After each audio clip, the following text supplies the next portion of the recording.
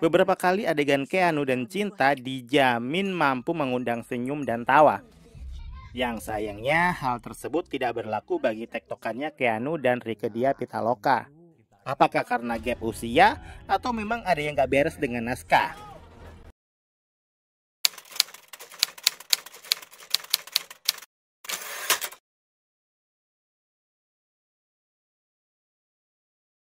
Biasanya kalau pengajian baca surat apa ya? Salam sinema, sahabat sinemalogi. Agen Plus 62 adalah film komedi yang disutradarai Dina Jasanti. Film ini dibintangi Keanu, Rieke Diah Pitaloka, Cinta Laura, dan lain-lain.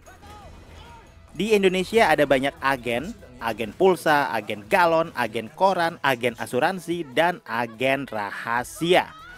Ini kisah Dito yang diperankan Keanu dan Martha yang diperankan Rieke Diah Pitaloka, dua agen rahasia yang dianggap pecundang. Bersama-sama mereka berusaha memecahkan salah satu kasus tersulit di Indonesia. Penyamaran demi penyamaran mempertemukan mereka kepada Jessica yang diperankan Cinta Laura, pemilik salon yang ternyata menyimpan rahasia gelap melibatkan masa depan satu negara. Kalian bisa membantu kami dengan klik tombol super thanks di bawah video. Kami akan sangat berterima kasih atas berapapun nominal saweran yang kami terima. Agen Plus 62 berani mengambil spotlight di antara riuhnya film horor yang menghiasi bioskop tanah air kita. Menyodorkan komedi tanpa menggunakan formula stand up para komika. Mengandalkan comebacknya Rieke Diah Pitaloka, ceplas-ceplosnya Keanu yang suka bikin greget, dan juga ledakan aura villain Cinta Laura. Agen Plus 62 tidak semengecewakan itu. Apalagi buat kamu yang menonton tanpa bawa-bawa ekspektasi. Film ini seakan menjadi angin segar buat kamu yang belenger dengan horor-hororan di sepanjang hidupmu. Tema agen mata-mata, intel, spionase, atau bahkan detektif-detektifan bisa dibilang masih relatif jarang di bioskop. Agen Plus 62 begitu berani mengulik daleman bisnis agen rahasia ini selayak mengupas daleman agen LPG atau galon isi ulang. Seterbuka itu. Tapi karena memang dasarnya komedi, jadi jangan berharap dan jangan komplain, kok ininya begini, kok ininya begitu. Ya namanya juga komedi. Perlu diingat, di film ini yang dijual adalah nama-nama Keanu dan Rieke Diah Pitaloka. Sementara untuk cegilnya ada keterwakilan Cinta Laura. Sekali lagi jangan ada pertanyaan, kok bisa modelan Keanu dan si Oneng bisa jadi agen rahasia? Apa nggak ada orang lain? Ya orang waras mana yang mau gabung di Puanas?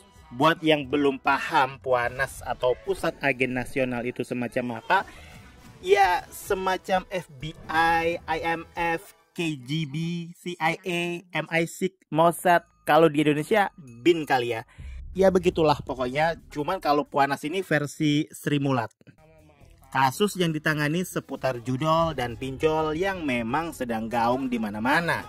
Ditambah kombinasi isu pemilihan wakil rakyat, money laundry, judol dan pinjol, termasuk yang plus-plus lainnya.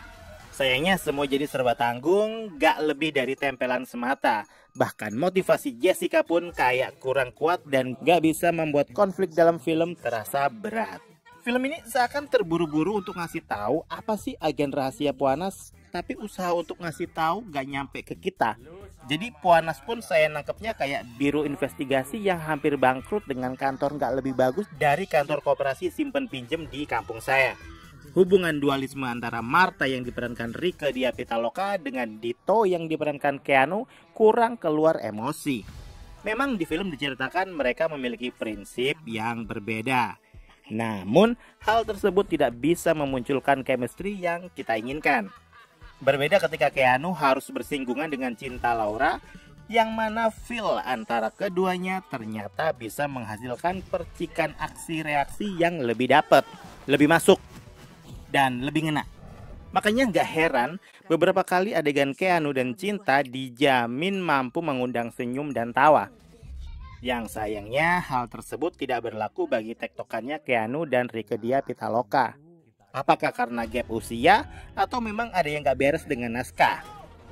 Karena bagi saya beberapa dialog di film ini juga seringkali fail, gagal, dan garing di beberapa jokes. Model penyamaran yang digunakan di film ini termasuk bermodal, niat, dan gak main-main. Hanya saja masih kurang dieksplor dengan maksimal. Beberapa kali adegan penyamaran yang diharapkan lucu malah jadi garing. Gak tahu saya mesti ketawa atau ngapain. Ustadz berpantun awalnya tuh lucu sih, tapi selebihnya jadi kayak buang-buang waktu. Padahal bisa diisi dengan adegan lebih bombastis. Rike pun seakan terjebak dengan alter ego sebagai Oneng di dalam beberapa modul penyamaran, antara puas dan gak puas. Sebenarnya konsep kriminal yang dilakukan sang penjahat di film ini juga lumayan menarik, tidak yang ala kadar, namun tetap saja penyampaiannya seakan kurang pol-polan. Ada bagian drama yang bisa dieksplor dengan baik di beberapa part akhir, hanya saja film ini seakan tahu diri bahwa semakin panjang durasi, film akan semakin garing dan membosankan dan rentan untuk di roasting berbulan-bulan nantinya. Entah kenapa, pada akhirnya saya menganggap bahwa 75% jokes, guyonan, candaan yang diusahakan ada di film ini gak berhasil mengundang tawa. Atau jangan-jangan ada beberapa adegan lucu yang ternyata bukan sesuatu yang saya sebut lucu, yang gak bikin saya ketawa sama sekali. Bisa dibilang film ini terselamatkan oleh performa Keanu dan Cinta. Dan sekali lagi jangan berharap konteks agen rahasia di film ini itu kayak Mission Impossible atau Agent Ali sekalipun. Bukan, agen rahasia ini beda. Yang penting bisa nyamar dan kelihatan bego. Semua bisa jadi agen rahasia sesuai tagline film ini. Secara keseluruhan, Agen Plus 62 cocok buat kamu yang masih ngefans sama Keanu, Rieke Diah Pitaloka, dan tentu saja Cinta Laura. Tapi film ini nggak cocok buat kamu yang demen sama film-film yang berbau-bau agen rahasia serius lainnya. Beberapa lelucon di film ini sangatlah segmented. Terkadang yang maksudnya lucu ternyata ya nggak selucu itu. Kalau dari saya sih skor buat film ini. Demikian video reaksi dari film Agen Plus 62 yang sudah tayang di bioskop. Silahkan like, komen, dan subscribe kanal ini. Cek juga akun-akun media sosial Sinemalogi. Dan jangan lupa bersinema dahulu, berbahagia kemudian.